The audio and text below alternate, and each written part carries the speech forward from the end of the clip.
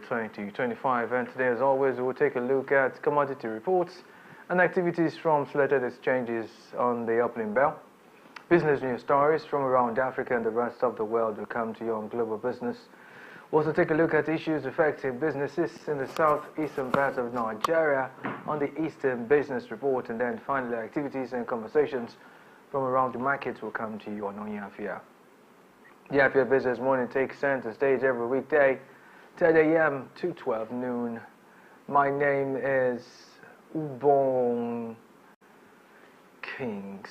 Welcome to the Afia Business Morning.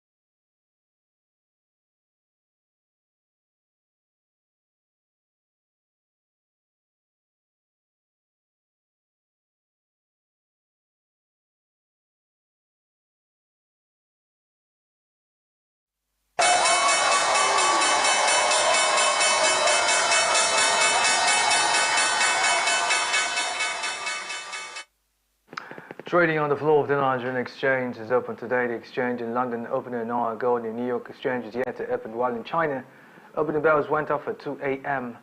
local time. I want to welcome you officially to the opening bell segment, and we're going to be taking a quick look at some business news stories making the rounds before we jump into activities from, of course, selected exchanges. So, starting off from the continental economy, is reported that Mali is set for a huge payday from mining business.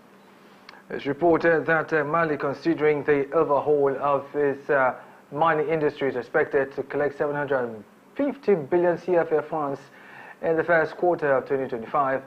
As the West African country's finance minister, Alseni Sanu, announced this in a statement to Parliament that Mali got 500 billion CFA francs in December following agreements with mining corporations, where the entire sum will be paid by March 31.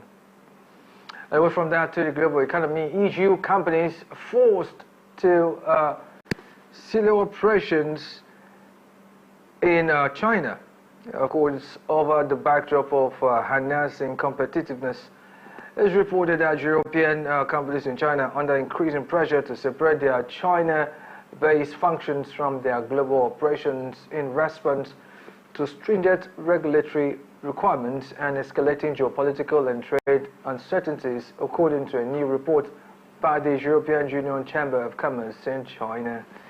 Details of the stories and more will come to you on Global Business. We'll take a short break, and when we return, we'll be jumping into the floors of our featured exchanges, of course, starting off from the floors of the Nigerian Stock Exchange. Please stay.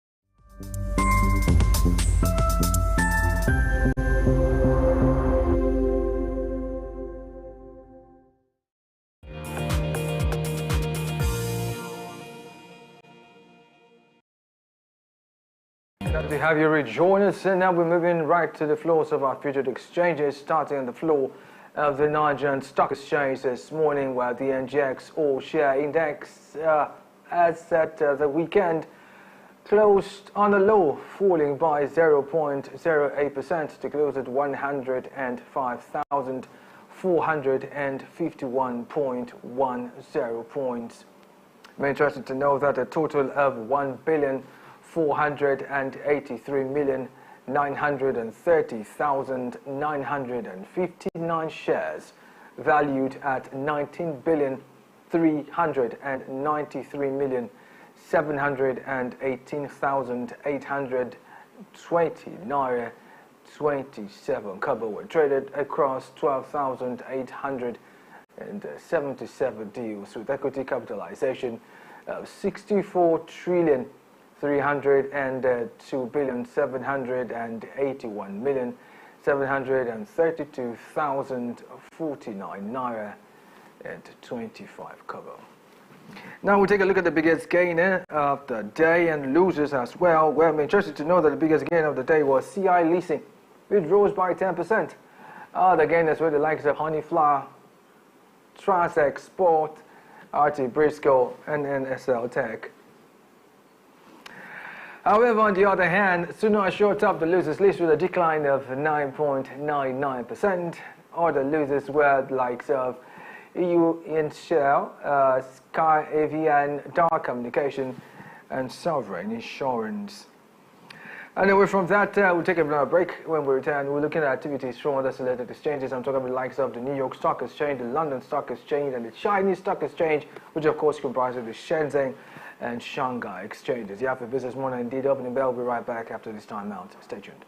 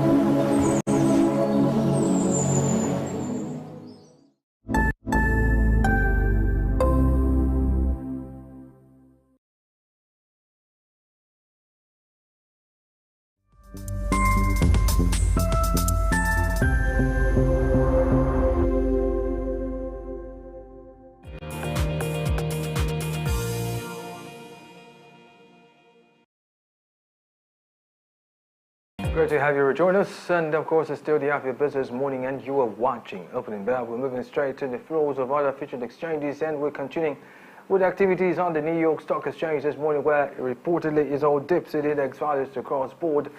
Yes, indeed, the NYSE Composite DJ is down at 1.44%. The NYSE US 100 index is down 1.35%. The Dow Jones Industrial Average down 1.63%. S&P 500 index down 1.54%. NYSE 5TM index also down 1.93%. The Nasdaq Composite, the Nasdaq 100 both down at 1.63% and 1.57% respectively.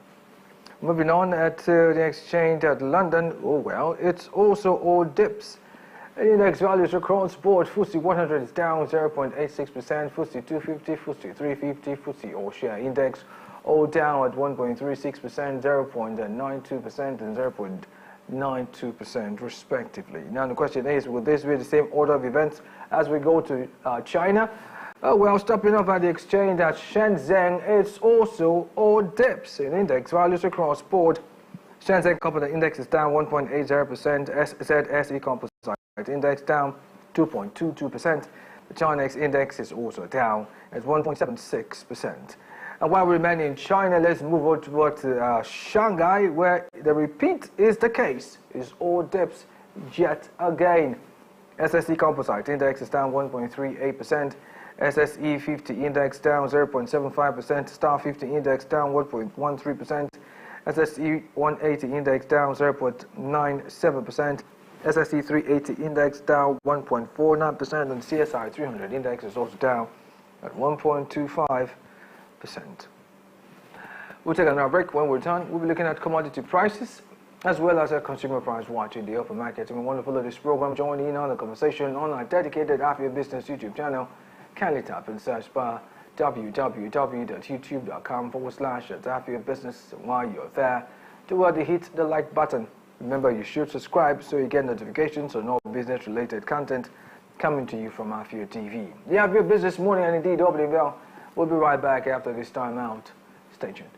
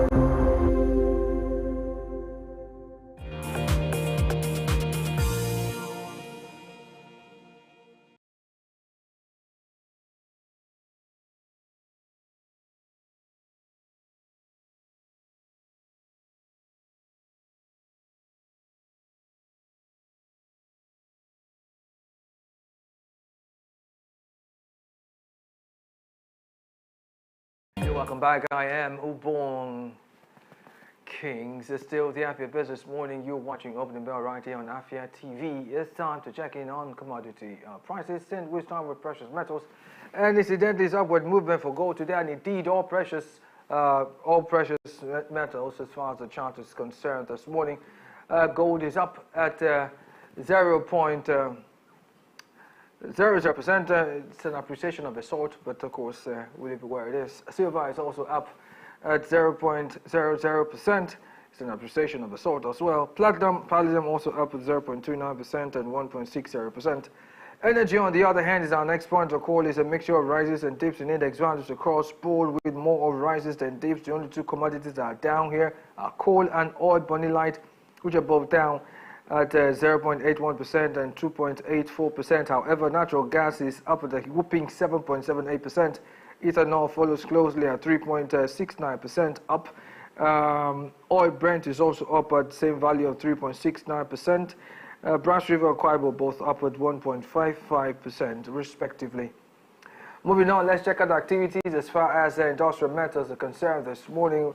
Industrial metals is mostly rises. The only commodity that is down there is tin, which is down at 0.43%. However, iron ore is in between, up, and no activity recorded at 0.00%. However, aluminum is up at 1.28%. Lead is up at 2.19%. Copper is up at 0.23%. Nickel is up at 0.72%. And zinc is also up at 1.26%. You're still watching the Afia Business Morning. This indeed is the opening bell segment. If you want to follow the program, join in on the conversation on a dedicated Afia Business YouTube channel. Kindly join, type in the search bar, www.youtube.com/Afia Business. And while you're there, do well to hit the like button. Remember, you should subscribe so you get notifications on all business-related content coming to you from Afia TV. Now, up next, we'll be taking a look at the hikes in prices of food commodities in the open market, as well as hikes in fuel prices. And on that note, I'll see you tomorrow on the opening bell when the exchanges reopen for trading. The Afia Business Morning will be right back with the segment Global Business. My name is Ubong Kings. Stay tuned.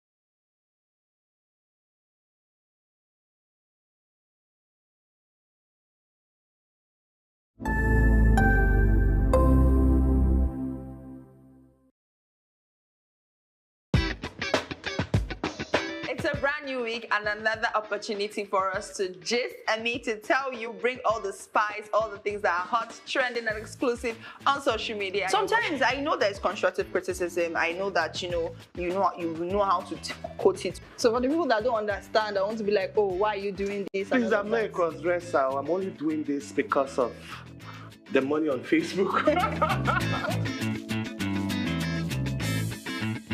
There are some people you need to just tell the truth brutally. Let it hurt them. Give it hot. Afia TV official, exclusive every weekday on Afia TV.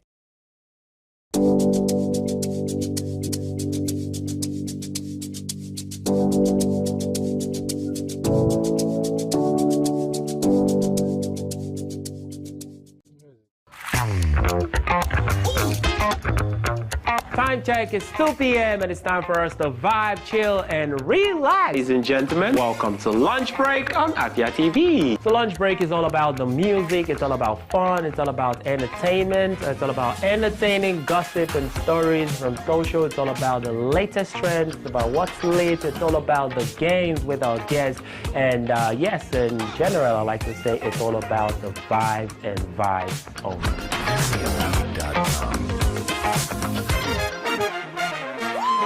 Welcome to Afia TV, your go-to channel for excellent news and incredible shows that keeps you IEI, that is, informed, entertained, and inspired. Need a break? Ladies and germs, welcome to Lunch Break on Afia TV. Join Choco to vibe and chill on lunch break at 2 p.m. for the latest trends in music and entertainment. Not like I have big money. Dive into the world of innovation and creativity with Rochelle on Anka, It means art in English. where creative minds and groundbreaking ideas come to life. Tune in every weekday at 8 p.m. Do not miss Afia TV Official, your perfect dose of laughter, where they discuss what is currently trending on social media every day at 5:30 p.m. on Afia TV. But in this economy, the savings will save you, man. And that's not all. Stay tuned for more exciting shows on Afia TV. Catch us on DSTV channel 254 and GoTV channel 17.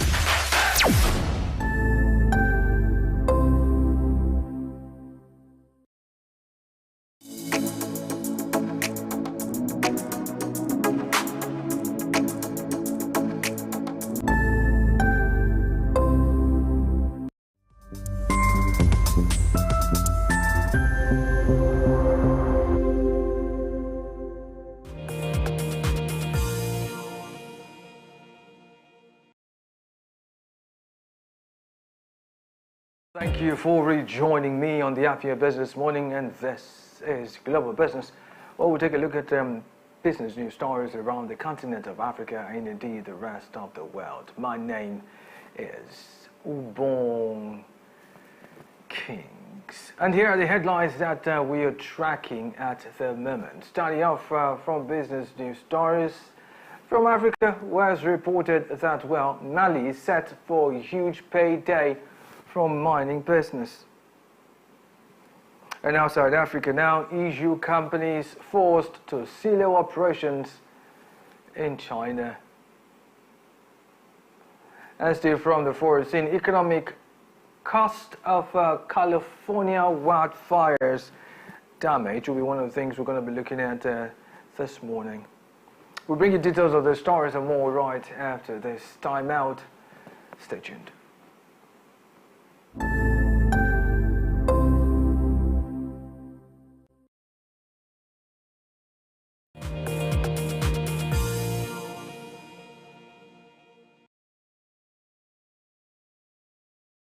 We will begin with stories from Africa, where it's reported that Mali, considering the overhaul of its mining industry, is expected to collect 750 billion CFA francs in the first quarter of 2025.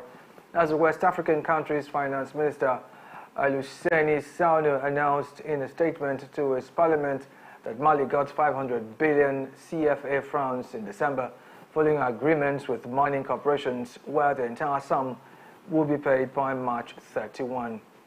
However, the military government decided to go 100 billion CFA francs to 600 billion CFA francs in state revenue, and as a result, a new mining code has been adopted, mandating mining companies to pay millions of dollars in back taxes and dividends. Meanwhile, I'm interested to know that very recently, Barrick Gold Corporation indicated that it will cease its mining operations in Mali if the authorities continue to interfere with its activities and exports. And in response, Mali noted that this same company owes over $512 million in unpaid profits and taxes. Barrick, however, on the other hand, denied this.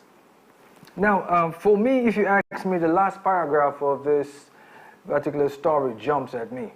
Now, the fact that one foreign company, right, Barrick Gold Corporation, threatened to seize its mining operations in Mali if the mining authorities, continue to interfere with its activities and exports. And guess what? The response from the government of Mali, because in its response, well, Mali noted that this particular company, Barrick Gold Corporation, actually owes Mali, the government of Mali, $512 million in unpaid profits and taxes. And you know what that means, right? Let me try to break it down for y'all. What that simply means is this, that the said company will have to pay in full all it owes the country before exiting. So in case the company still wants to exit, it has to pay all the monies it owes. Now recall also that the modus operandi is, in Mali, is basically military, not civilian rule. And now the poser, I want to put here for you right now is, why does it always seem to appear that when African countries stamp their foot down against, for lack of a better expression, Western imperialism, it does seem that the West would want to fight back or feel more or less disfranchised, right? Why does it always feel that way? But then, I guess it's a story for another day. But then for the time being, this company will have to pay that sum of $512 million in unpaid profits and taxes to the government of Mali. And we'll see how that unfolds eventually. Moving on to other stories making the rounds. And this time from outside Africa, it's reported that European companies in China are under increasing pressure to separate their China-based functions from their global operations in response to stringent regulatory requirements and escalating geopolitical and trade uncertainties. This is according to a new report by the European Union Chamber of Commerce in China. The report, based on surveys and interviews with 128 member companies between August and November 2024, outlines how businesses are restructuring their supply chains, workforce, and R&D to remain compliant and competitive in the Chinese market. Meanwhile, European companies operating in China have had to isolate their operations from their global businesses to avoid market barriers and penalties for non-compliance, but this has been at the expense of their global competitiveness, as said by the European Chamber of Commerce. However, the European Chamber of Commerce has urged foreign companies to actively participate in China's standard-setting processes to get their interests, while calling on Beijing to remove market barriers and clarify regulatory expectations to encourage sustainable foreign investment. Now, this story is pretty much, I'd say, it's the aftermath, really. Aftermath of stringent regulatory requirements and, of course, escalating trade war, if you may, uncertainties, trade uncertainties, where clearly, as it were, and, and according to the story, European companies, as stated in the first China, operating in China, have had to isolate their operations from their global business. Now, what this means, in other words, is that these companies, their China operations, would work independently of other operations in other locations of the world. You get the point? Now, all of this is to avoid market barriers and penalties for non-compliance. Sadly, too, this has been at the expense of their global competitiveness. And, of course, this, by extension, will transcend to all sectors of the global economy, from electric vehicle, car manufacturing, battery manufacturing, etc., to everything else. Now, somebody else would tell me that being over, the over-protectionist stance or tendency saving people's economies is killing people's businesses, But then, it's still a developing story, so we'll let you know how it pans out eventually. You're still watching Global Business on the Afia Business Morning on Afia TV. Kindly join in on the conversation and watch in live right now on our dedicated Afia Business YouTube channel. Kindly tap in the search bar www.youtube.com/Afia Business, and while you're there, do well to hit the like button. Remember, you should subscribe so you get notifications and more business-related content coming to you from Afia TV. Up next, we'll be looking at more business news stories from the rest of the world right after this time out. Stay tuned.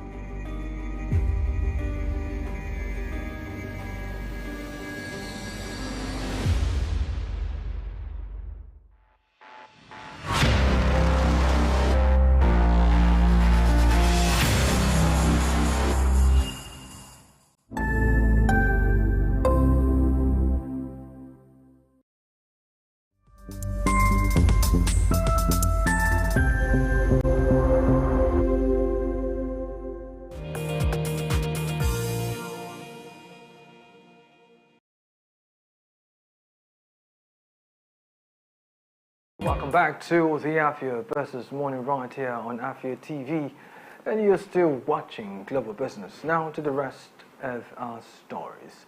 And this time around, we're moving on to the world of gaming, where it's reported that Ubisoft, the owner of popular game Assassin's Creed Shadows, has announced that it had appointed advisors to look at strategic options for the company for a potential buyout deal. The French video game company, as part of the renewed focus on gameplay quality and engaging day-one experiences, will also further delay its Assassin's Creed Shadows title for another month to 20th March, where it had been initially postponed to February after it was originally scheduled for release in November last year. Meanwhile, the decision to appoint advisors came a few months after Tencent and the Guillemot family were considering taking the company private in October, where Tencent, which is the largest Chinese social platform and gaming giant, holds 9.99% of Ubisoft's stake after buying 49.9% of holdings from the founding family, the Guillemot brothers Limited. You know, the first paragraph of this story says it all for me, right? It's reported that basically Ubisoft, which happens to be a French video game company, has appointed advisors, right, to look at strategic options for the company for a potential buyout deal. Let's hold up a moment or two. Key point or case in point is a potential buyout deal. Recall, I told you at the beginning of the year that we'll see a lot more of these sort of mergers, buyouts, etc. Well, to say the least, I'm not surprised, because just last week it was Getty Images swallowing up, if you may, for lack of a better expression, swallowing up Shutterstock.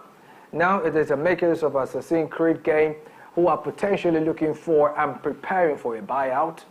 Now that makes it clear yet again that we're going to be seeing a whole lot more of these measures this year. But then, fingers crossed, we'll let you know how this pans out eventually, whether or not the deal went through, or, you know, all of those dimensions to it. And then, in an attempt to end this bulletin real quickly, let's bring you up to speed on the economic implication of the California wildfires. And it's reported that this California wildfire is expected to cost California an estimate of at least $135 billion to $150 billion in damage and economic losses, whereas at the time of filing this report, at least 10 people were reported to have been killed in the fires, with officials expecting the death toll to rise. However, officials say more than 1,000 structures, mostly homes, were destroyed by the blazes so far, and some 130,000 people remain under evacuation orders in the metropolitan area, a number that continues to change as new fires erupt. Meanwhile, the worst of the fires are burning in the area from Santa Monica to Malibu, impacting some of the most expensive real estate in the country, with median home values of over $2 million. Now quickly, that last paragraph, I want to start there, that very last paragraph that says that these fires are actually very predominant in certain locations which are Santa Monica, Malibu, and these places house the most expensive, as it were, of homes or structures, with the average median home values of $2 million. Now, this story is pretty interesting because, yes, we can say in Africa, we can say we're lucky really not to have some of these natural disasters, because according to the story, they call this a natural disaster. But then fire, remember this is Ramadan, and fire will spread super quickly. So I think this is a wake-up call for those of us who like to burn bushes during this period. Please be careful, contain it as much as you can. But then this report does say something very interesting, that this wildfire is going to cost California an estimate of at least $135 billion to $150 billion in damage and economic crisis. By the way, Straight Arrow News took out the time to share with us the total estimated cost of California wildfires, which have tripled, as it were. Initially it was at $50 billion US, in case you didn't know, or just giving you an update before you see the report. Let's take a look at it real quickly. AccuWeather says the economic toll could reach up to $150 billion, after previously estimating a number in the 50s. That jump in estimates happened in a day, showing the unpredictability and massive toll these fires are taking. AccuWeather Chief Meteorologist Jonathan Porter said, to put this into perspective, the total damage and economic loss from this wildfire disaster could reach nearly 4% of the annual GDP of the state of California. As the fires spread, more than 180,000 residents have evacuated their homes. The Palisades fire is the biggest, burning through more than 30 square miles and destroying more than 5,000 buildings. As of Friday morning, the blaze is 8% contained. AccuWeather says if the fires continue to grow in size, that estimate for total damage and economic loss may be revised upward, perhaps even substantially. The area between Malibu and Santa Monica hosts some of the most expensive property in the nation. The median home value in the area is more than $2 million. If the latest estimate rings true, these fires will be among the most costly natural disasters in U.S. history. Hurricanes typically top the list. The most costly natural disaster in history is Hurricane Katrina, which decimated New Orleans in 2005 and caused $186 billion in damage when adjusted for inflation. That's followed by Hurricane Harvey, which hit Houston and Southeast Texas in 2017, causing massive flooding and about $149 billion. And then there was 2022's Hurricane Ian, which caused about $113 billion in damage throughout the southeastern U.S. The total economic toll is different from the amount of insured losses. JP Morgan says insured losses from the Southern California fires could reach $20 billion. They have doubled their estimate in a very short amount of time. Analyst Jimmy Buller says that number could rise even more if the fires are not controlled. Raymond James issued a similar estimate, saying insured losses could range from 11 to 17.5 billion. Morningstar analysts estimate insured losses will exceed $8 billion. 3 fires from the 2018 season account for the 3 most expensive for insurance companies. The Camp, Tubbs, and Woolsey fires account for $12.5 billion, $11.1 billion, and $5.3 billion, respectively. We'll follow up with this story as well as other stories as they unfold and keep you in the loop. And talking about keeping you in the loop, you will want to get to our dedicated Afia Business YouTube channel and drop off a comment or two, and you can also watch in live at www.youtube.com/AfiaBusiness. While you're there, do well to hit the like button. Remember, you should subscribe so you get notifications on all business-related content coming to you from Afia TV. You're still watching the Afia Business Morning Live on Afia TV. Coming up next will be the Eastern Business Report, where we'll be looking at conversations that we intend having in the course of this week. Now, the Afia Business Morning. We'll be right back. My name is Ubong Kings. Stay tuned.